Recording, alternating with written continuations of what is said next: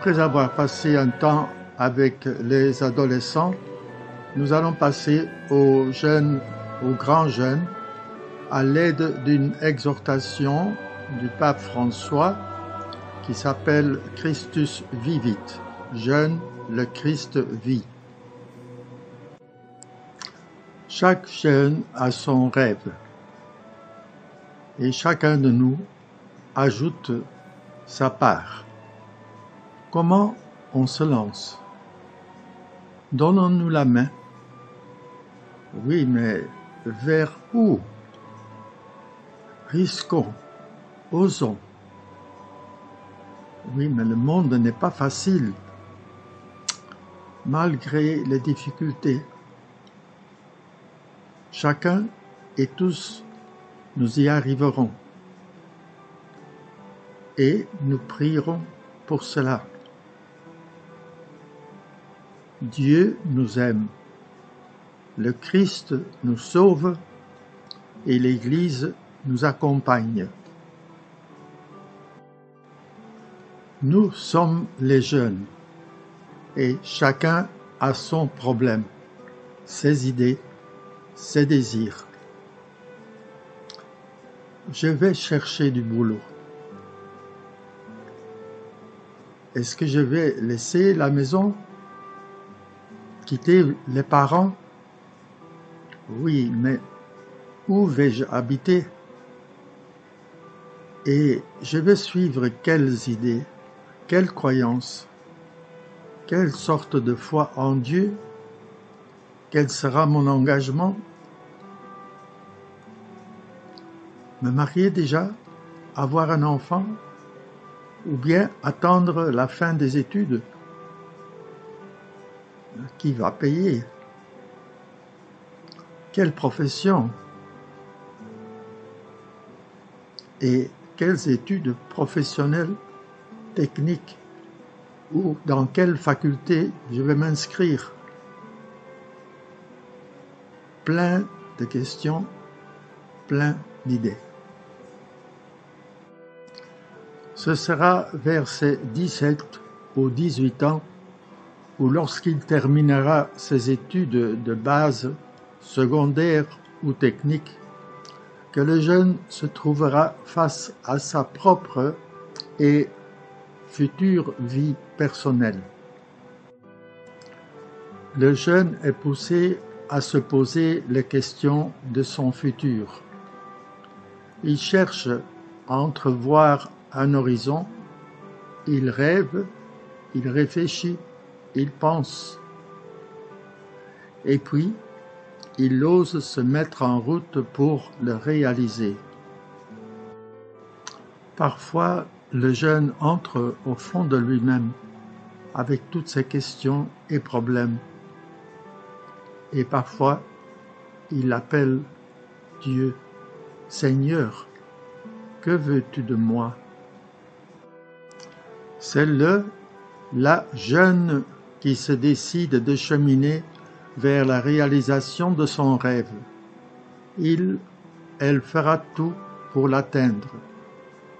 C'est alors elle entrera dans cette belle étape de la construction des fondations de sa vie future. Elle devient une vraie jeune mûre. Chers encadreurs et encadreuses jeunes, Shalom, Ave, Salam, salut, Bane Amama, ciao. À présent, voici le thème plus particulier qui s'adresse directement à vous, encadreurs, qui êtes les jeunes. Vous suivrez quelques petits extraits de la lettre que le pape François vous a écrite à vous, jeunes, après le synode des jeunes à Rome en 2018. Des jeunes de tous les diocèses du monde avaient contribué pour sa préparation et plusieurs ont pu y participer. Cette lettre, qui est l'exhortation Christus vivit, vous donne la main à tous et chacun au cours de la route de votre vie d'engagé chrétien.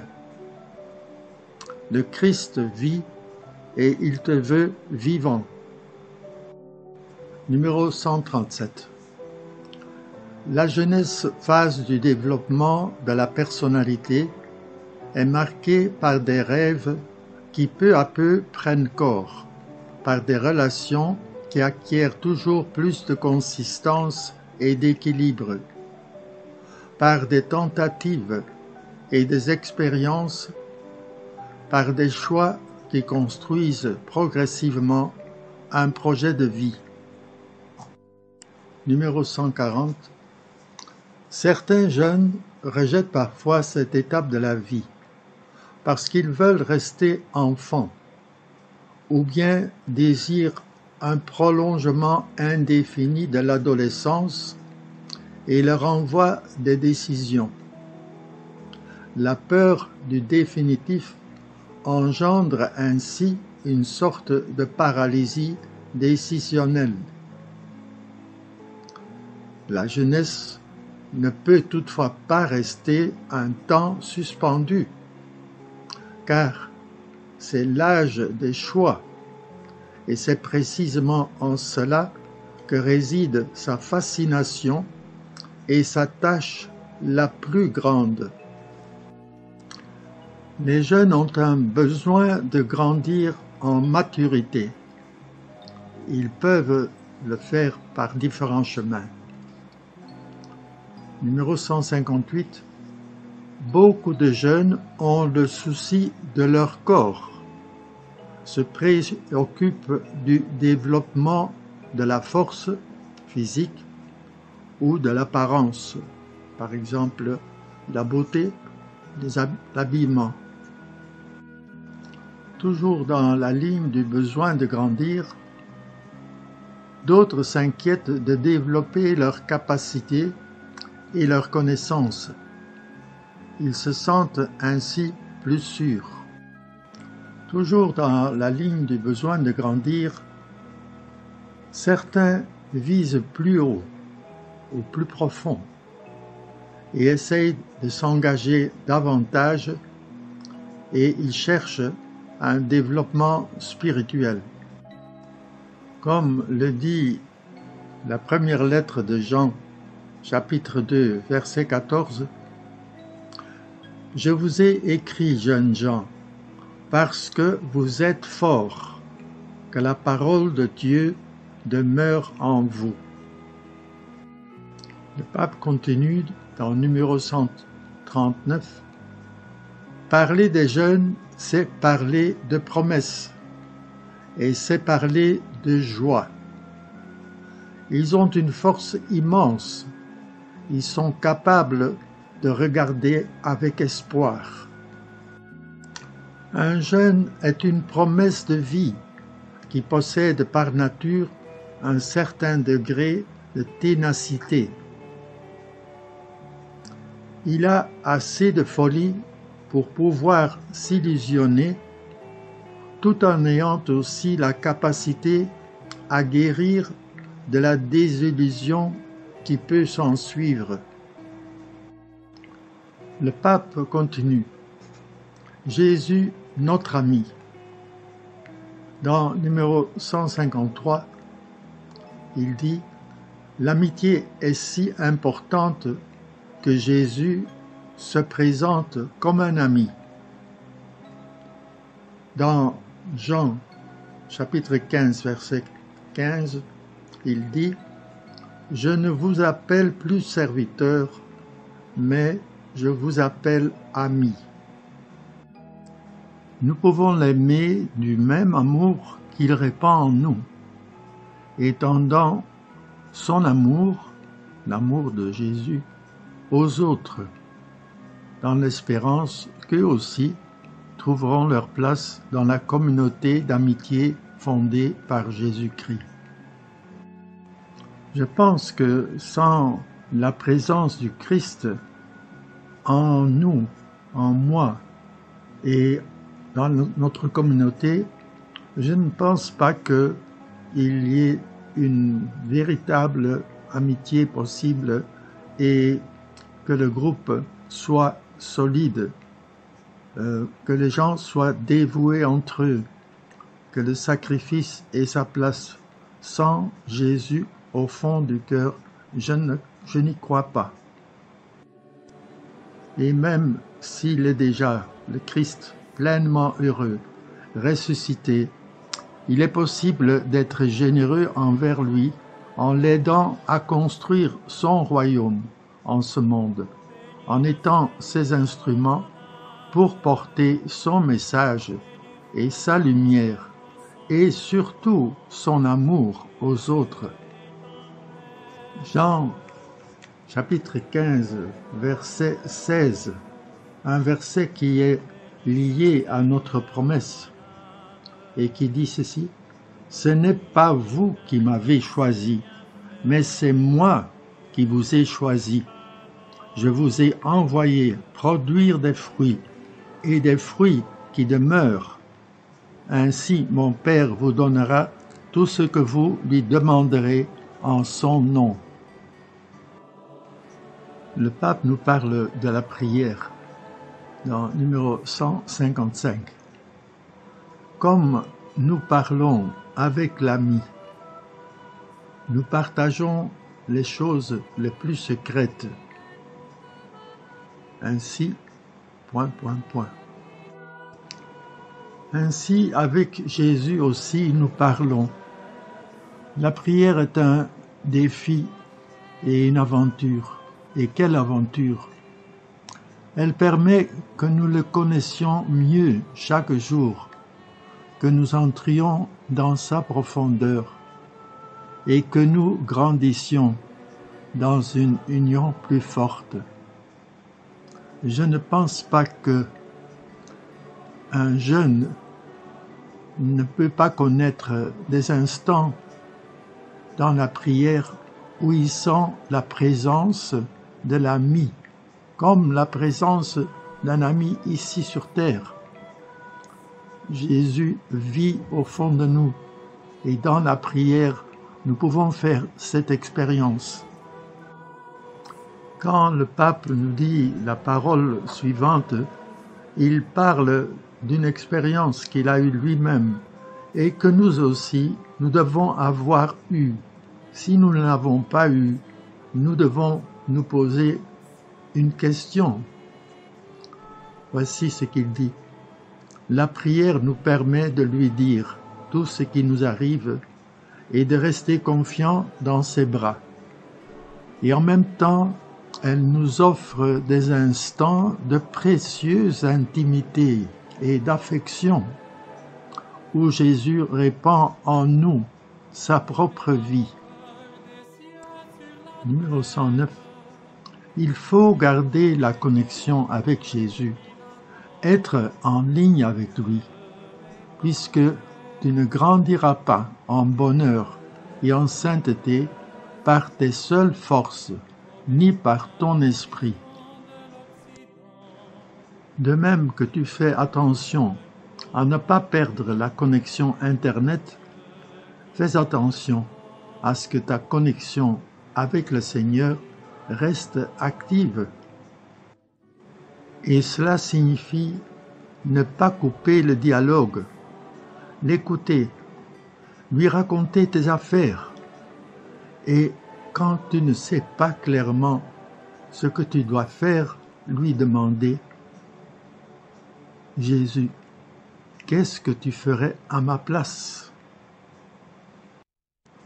Le bienheureux Carlos Acutis, un Italien, a su transmettre l'Évangile et partager les valeurs et la beauté avec d'autres jeunes à travers les nouvelles technologies de la communication. Et que faire devant les faiblesses quand je dois dire « je suis tombé ». Numéro 120.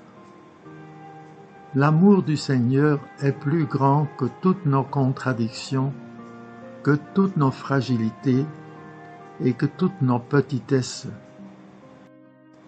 Le travail de Jésus n'est pas le nôtre. C'est précisément à travers nos contradictions et nos fragilités et nos petitesses qu'il veut écrire cette histoire d'amour, à condition que nous n'avons pas peur de lui, mais que nous avons la soif de donner notre petitesse à lui. Jésus a embrassé le Fils prodigue. Il a embrassé Pierre après son reniement. Et il nous embrasse toujours, toujours, toujours après nos chutes, en nous aidant à nous relever et nous remettre sur pied. Parce que la véritable chute, et attention à cela, la vraie chute, celle qui est capable de ruiner notre vie, c'est de rester à terre et de ne pas se laisser aider. Ou comme le disait un abou, quand nous faisons la promesse à Jésus, c'est Jésus qui fait la promesse envers nous et qui promet de nous relever. Nous ne sommes plus seuls quand nous nous sommes liés à Jésus. Le monde extérieur veut influencer les jeunes. Il veut les acheter. Numéro 122. Jeunes, aimés par le Seigneur, vous valez tellement que vous avez été rachetés par le sang précieux du Christ. Vous n'avez pas de prix. Vous n'êtes pas une marchandise aux enchères. S'il vous plaît, ne vous laissez pas acheter. Ne vous laissez pas séduire. Ne vous laissez pas asservir par les colonisations idéologiques qui nous mettent des idées dans la tête et à la fin nous font devenir esclaves, dépendants, des ratés dans la vie. Répétez-le. Je suis libre. Je suis libre. Aimez cette liberté qui est celle que Jésus offre. Numéro 165. Les blessures que tu as reçues peuvent te porter à la tentation de l'isolement, à te replier sur toi-même, à accumuler les ressentiments. Mais tu ne dois jamais cesser d'écouter l'appel de Dieu au pardon. Comme on le dit, Dieu est amour. Face au découragement, il y a le manque de foi qui nous guette. Numéro 141. Mais à l'encontre des rêves qui entraînent des décisions, souvent il y a la menace de la lamentation, de la résignation. Quand tout semble immobile et stagnant, quand les problèmes personnels nous inquiètent, quand les malaises sociaux ne trouvent pas les réponses qu'ils méritent, ce n'est pas bon de partir battu. Il y a le chemin, et le chemin est Jésus. Jésus, nous devons le faire monter dans notre bateau et avancer au large avec lui. Il est le Seigneur. Il change la perspective de la vie. La foi en Jésus conduit à une espérance qui va au-delà, à une certitude fondée non seulement sur nos qualités et nos dons, mais sur la parole de Dieu, sur l'invitation qui vient de lui. Sans faire trop de calculs humains, ni trop se préoccuper de vérifier si la réalité qui vous entoure coïncide avec vos sécurités. avancez au large, sortez de vous-même. Devant les inquiétudes, voir le monde de demain. Le mot inquiétude résume les nombreuses quêtes du cœur des jeunes. Savoir oser, savoir risquer. L'inquiétude qui rend insatisfait, jointe à l'étonnement pour la nouveauté qui pointe à l'horizon, ouvre un passage à l'audace qui les met en mouvement pour s'assumer eux-mêmes et devenir responsables d'une mission. Savoir oser, risquer. La véritable paix intérieure cohabite avec cette insatisfaction profonde.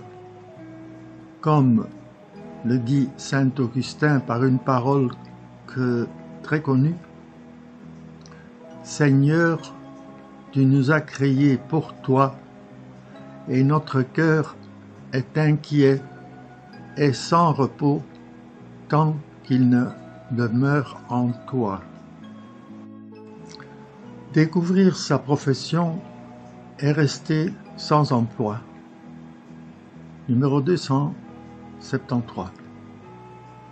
Quand l'on découvre que Dieu appelle à quelque chose et que l'on est fait pour cela, qu'il s'agisse de devenir infirmière, infirmier ou menuisier, ou de travailler dans la communication, l'enseignement, l'art ou de tout autre travail, alors on est capable de faire fleurir ses meilleures capacités de sacrifice, de générosité et de don de soi. Quand on découvre que Dieu appelle à quelque chose.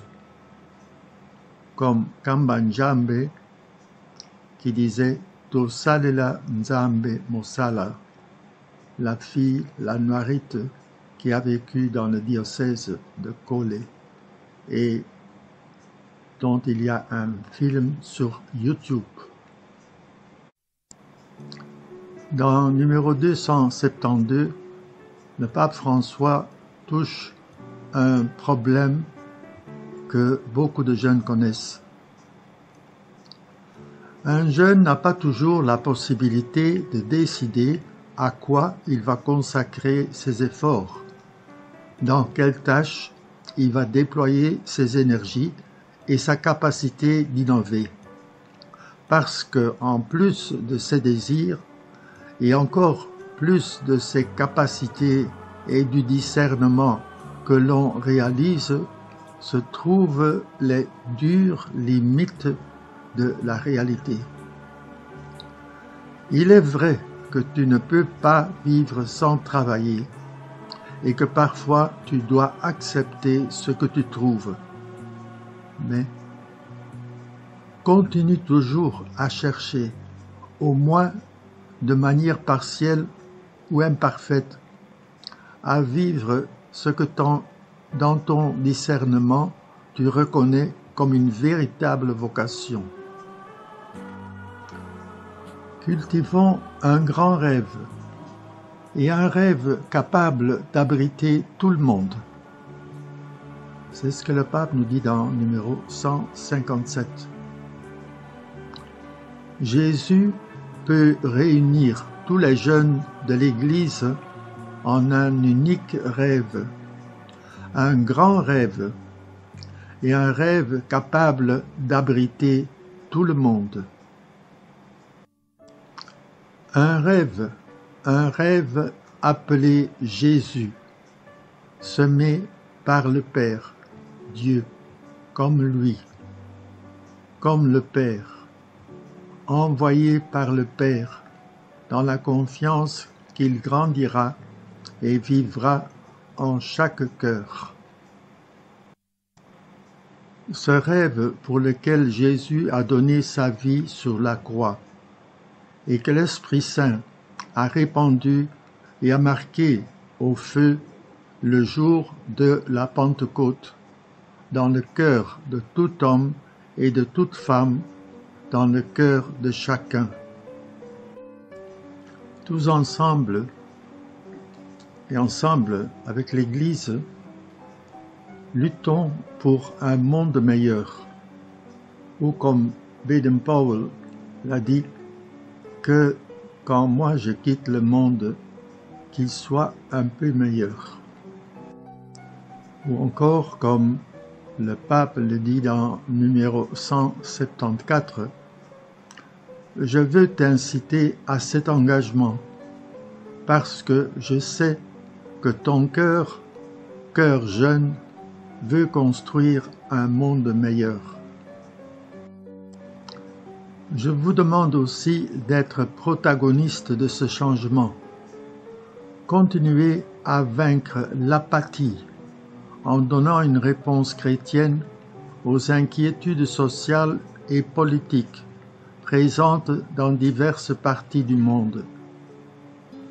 Je vous demande d'être constructeur du monde, de vous mettre au travail pour un monde meilleur, où Jésus s'est immergé. Numéro 170. L'engagement social est un trait spécifique des jeunes d'aujourd'hui. À côté de certains qui restent indifférents, il y en a beaucoup d'autres qui sont disponibles pour des initiatives de volontariat, de citoyenneté active et de solidarité sociale.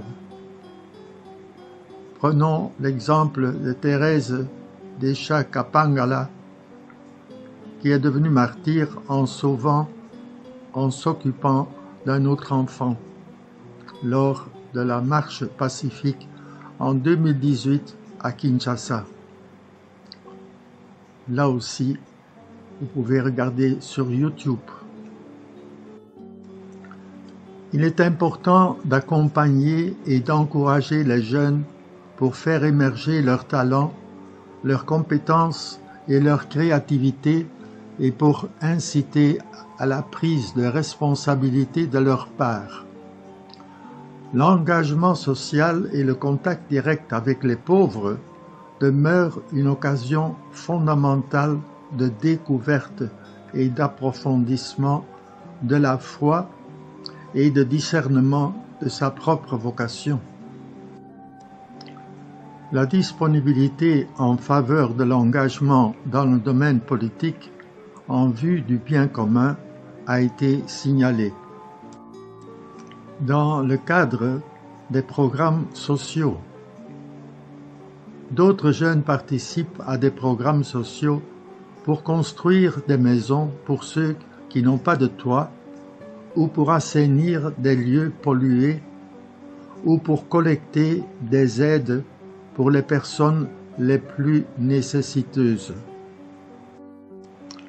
Les étudiants peuvent s'unir de manière interdisciplinaire pour appliquer leur savoir à la résolution de problèmes sociaux. Et ils peuvent, dans cette tâche, travailler au coude à coude avec les jeunes d'autres églises ou d'autres religions. Les jeunes prennent des décisions dans le domaine professionnel, social, politique et d'autres plus radicales qui donneront à leur existence une orientation déterminante. Ils prennent aussi des décisions en rapport avec l'amour, le choix du partenaire et la possibilité d'avoir les premiers enfants. N'oubliez pas de chercher ces espaces de calme et de silence qui te permettront de réfléchir, de prier, de mieux regarder le monde qui t'entoure, et alors, oui, avec Jésus, tu pourras reconnaître quelle est ta vocation sur cette terre. Numéro 276. Dans le discernement d'une vocation, il ne faut pas exclure la possibilité de se consacrer à Dieu dans le sacerdoce, dans la vie religieuse ou dans d'autres formes de consécration. Pourquoi l'exclure? Sois certain que si tu reconnais un appel de Dieu et que tu le suis, ce sera ce qui te comblera. Après avoir entendu ces paroles du pape François, nous pouvons faire une petite réflexion personnelle pour moi, encadreur jeune. Nous tous, ici présents à la session de notre formation des encadreurs, nous sommes ces jeunes dont parle le pape François. Une question. Je sens ou je vois que je fais partie de ces jeunes dont parle le pape François?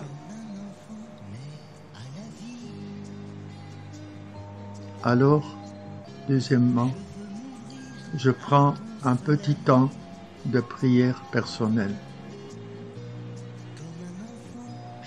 pour que Jésus me donne la main. Jésus me donne la main.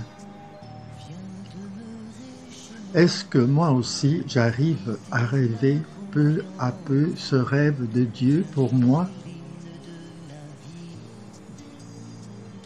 Est-ce que je connais des obstacles ou je connais mes propres faiblesses? Quelles sont mes réponses ou mes solutions? Est-ce que je désire mieux découvrir mon rêve et j'aide aussi les autres à découvrir leur rêve? C'est ce que, lors du prochain thème, nous approfondirons sur le sens des vocations.